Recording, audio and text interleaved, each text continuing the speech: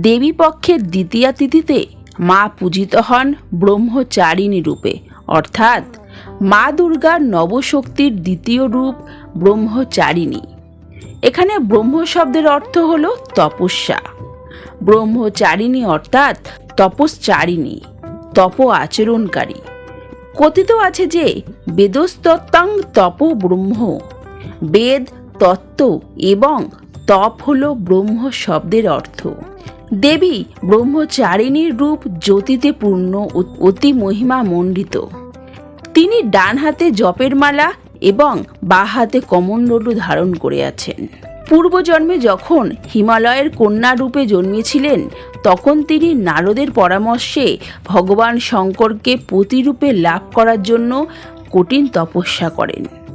সেই কঠিন তপস্যার জন্য তাকে তপশ্চারিণী বা ব্রহ্মচারিণী বলা হয়।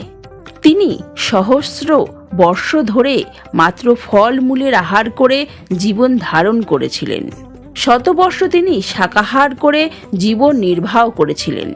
এই কঠোর তপশ্চর্যার ফলে তিনি সহস্র বছর শুধুমাত্র গাছ থেকে মাটিতে ঝরে পড়া বেল পাতা আহার করে অহর্নিশ ভগবান শঙ্করের আরাধনা করেছেন। তারপর তিনি সেই শুষ্ক বেলপাতা আহার করারও পরিত্যাগ করেন। অতঃপর কয়েক সহস্র বছর নির্জলা নিরাহারে থেকে তপস্যা করতে লাগলেন। পাতা বা পর্ণ খাওয়া পর্যন্ত পরিত্যাগ করায় তার অন্য নাম হয় অপর্ণা। কয়েক সহস্র বছর এই তপস্যা করায় ব্রহ্মচারিণী দেবীর পূর্ব জন্মের শরীর কৃশ একদম ক্ষীণ হয়ে গেল। তিনি অতি কৃশাকায় হয়ে গেছিলেন। তার এই দশা দেখে তার মা মেনকা অত্যন্ত দুঃখিত হলেন। তিনি তাকে এই কঠিন তপস্যা থেকে বিরত করার কথা বললেন। মা, না, ওরে আর না। অর্থাৎ তখন থেকে দেবী ব্রহ্মচারিণীর পূর্বজন্মের আর এক নাম হয় উমা। তার তপস্যার কঠোরতার তিলকে হাহাকার পড়ে গেল। দেবতা, ঋষি, সিদ্ধগণ, মুনি সকলেই ব্রহ্মচারিণী দেবীর এই তপস্যাকে অভূতপূর্ব পূর্ণ কাজ বলে তাকে প্রশংসা করতে লাগলেন।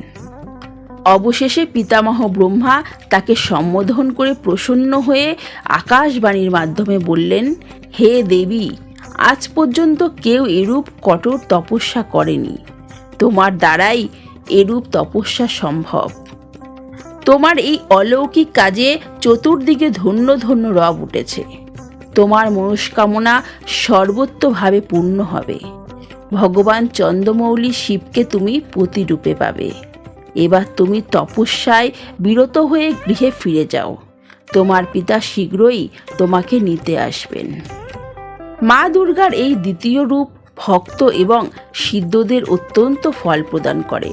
তার উপাসনা দ্বারা মানুষের স্বভাবে তপ, ত্যাগ, বৈরাগ্য, সদাচার, সংযম বৃদ্ধি পায়। জীবনের কঠিন সংঘর্ষেও তার মন কর্তব্য থেকে বিচলিত হয় না।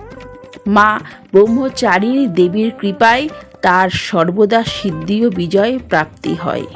দুর্গাপুজোর দ্বিতীয় দিনে এই স্বরূপেরই আরাধনা করা হয়। এই দিন সাধকের মন স্বাধিষ্ঠান চক্রে স্থিত হয়। এই চক্রে চিত্ত প্রতিষ্ঠ যোগী তার কৃপা ও ভক্তি লাভ করে। জয় মা ব্রহ্মচারিণী। মায়ের নবরাত্রির তৃতীয় রূপ হল চন্দ্রঘণ্টা। আমি দেবীপক্ষের তৃতীয়া লগ্নে নবরূপের তৃতীয় রূপ চন্দ্রঘণ্টার মহিমার ভিডিও নিয়ে আসছি। সবাইকে শুভ শারদীয়া।